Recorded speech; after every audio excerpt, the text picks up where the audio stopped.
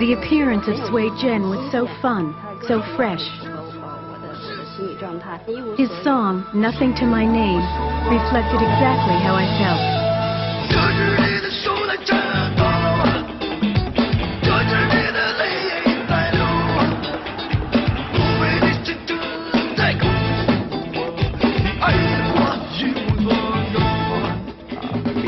We really liked this song.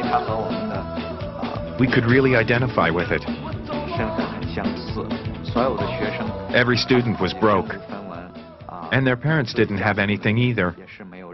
All we had were our brains and our hands. In China, the 1980s was a decade of constant change and flux. The generations born under the red flag began to question the meaning of communism.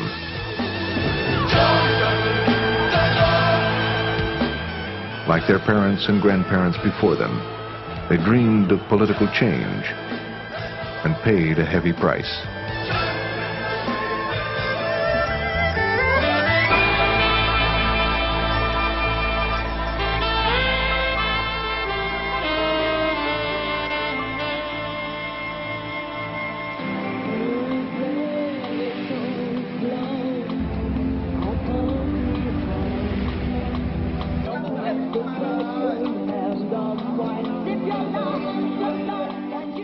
Sui Zhen's huge popularity as China's first rock star coincided with a growing enthusiasm for Western music and culture and a dramatic new flowering of Chinese art and literature. I started Beijing University in 1985. I ran right into what we called cultural fever. People my age were the most affected by it. My whole way of thinking, even my personality, was greatly influenced. 文化热对我们的影响呢，就成了实际上每一个个人都可以根据他自己的经历呀。This cultural fever helped people make choices based on their personal experience. This individualism, this spirit of openness gave me self-confidence. I realized I was capable of doing things for myself. The most significant change for me was a shift of focus, from the political to the personal, to the humanity of people's lives. We began to ask questions about the meaning of life. In Hefei in central China, Feng Lijie was vice president of the University of Science and Technology. I encourage my students to think and study freely. We tried to create an environment that cultivated knowledge and qualified people, not a place that trained docile tools of the party.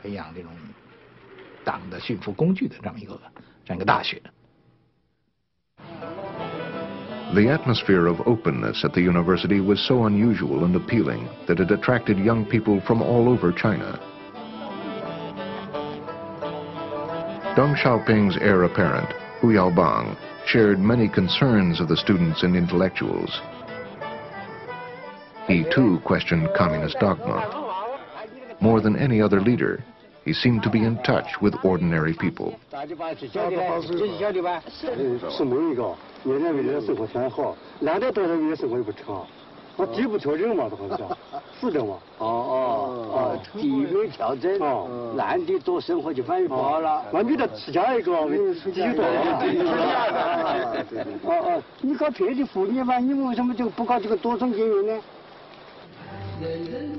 In 1986, Hu Yaobang, with Deng's support, worked to initiate political change.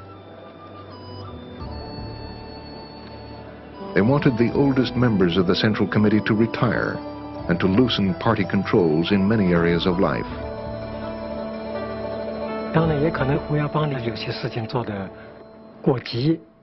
Maybe what Hu Yaobang did was too radical and went beyond what other people could accept. So he was opposed by many people. especially by the older veteran revolutionaries who were not used to these things.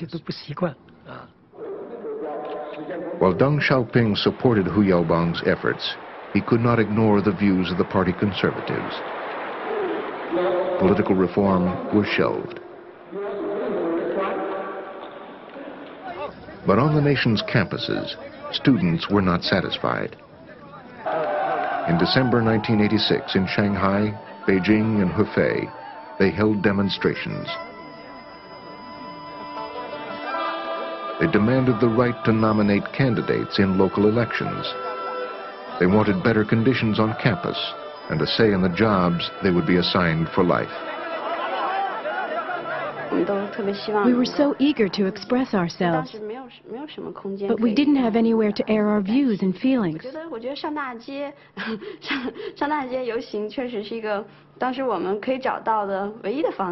I felt that taking to the streets was the only way we could find to let people know, to let the Central Committee know what we felt.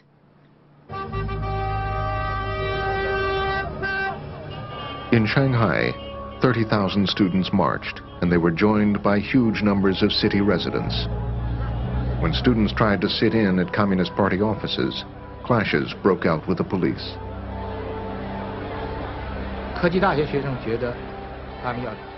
My students thought that they should support the students in Shanghai.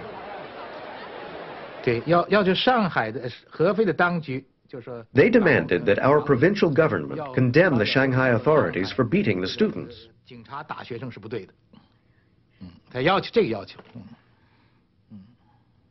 It was extremely dangerous to make such a demand. Deng, like almost every leader, viewed demonstrations as an unacceptable threat to the party's leadership. The government banned all further demonstrations. The Anhui Provincial Party Committee warned us that there was one last chance to avoid trouble. I was not sure I could convince so many students who were extremely excited to withdraw. I remember my last words. I have said all that I have to say. You should go back to school. Now go. To my surprise, all the students stood up. It was unbelievable, but they all left the square. I had succeeded. I was very happy. By the end of December, students around the country returned to class, but not in Beijing. On January 1st, 1987, students defied orders to remain on campus.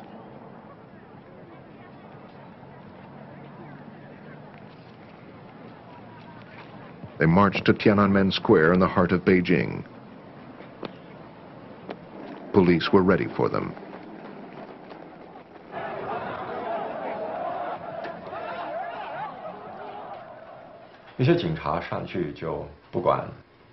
The police began to club the students at random. I saw 2 students knocked down and kicked by the police. They kicked their heads. After that, 2 policemen grabbed their feet and dragged them to police vans in the square.